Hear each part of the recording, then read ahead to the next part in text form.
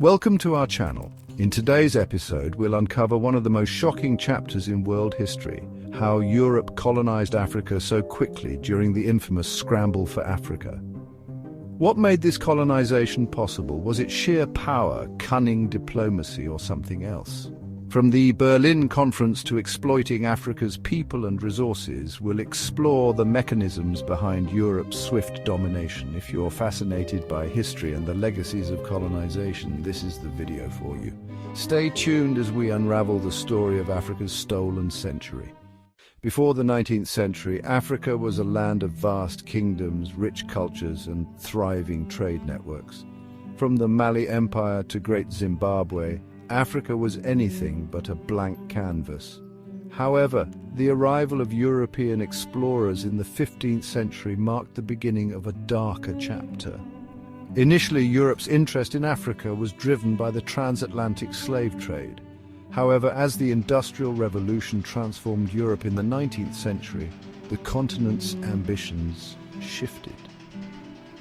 Africa was seen as a treasure chest of untapped resources: gold, diamonds, ivory, and fertile land.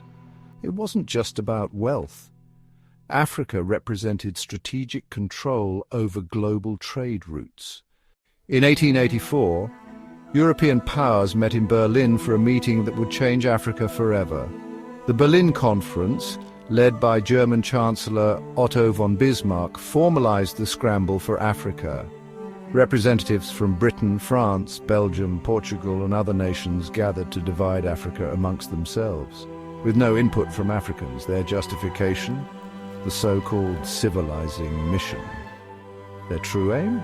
Exploiting Africa's resources for their industrialized economies. Within just 30 years, nearly 90% of Africa was under European control.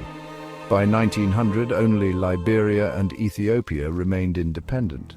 How did Europe manage to dominate such a vast and diverse continent so quickly? The answer lies in three key factors: technology, strategy, and deception. First, Europe's Industrial Revolution gave them advanced weapons like machine guns, steamships, and railways, tools that African kingdoms couldn't match. Second, divide and conquer strategies weakened African resistance. By exploiting existing rivalries between tribes and kingdoms, Europeans created internal conflicts that made conquest easier. Lastly, deception played a huge role.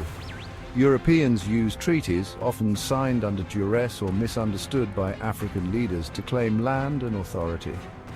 What many African leaders thought were trade agreements turned out to be land grabs. Colonization wasn't just about land, it was about control. African societies were subjected to brutal exploitation. Lands were seized, traditional governance was dismantled, and Africans were forced into harsh labor systems. In Congo, under King Leopold II of Belgium, millions died due to forced labor and violence in the rubber trade. In southern Africa, apartheid-like systems emerged, stripping Africans of their rights. But the impact wasn't only physical, it was cultural and psychological. Colonial powers erased African languages, religions, and traditions, replacing them with European systems of governance, education, and religion. The scars of colonization are still visible today in Africa's political and economic struggles. Despite Europe's overwhelming power, African resistance was fierce. Leaders like Shaka Zulu in southern Africa, Samurai Ture in West Africa, and Menelik II of Ethiopia fought valiantly to defend their lands.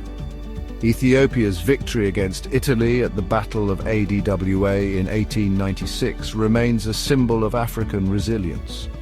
While many resistance movements were ultimately suppressed, they demonstrated that Africa's spirit could not be completely broken. The Scramble for Africa wasn't just a historical event, it was a turning point that shaped the continent's future. The arbitrary borders drawn by Europeans are the root of many conflicts today.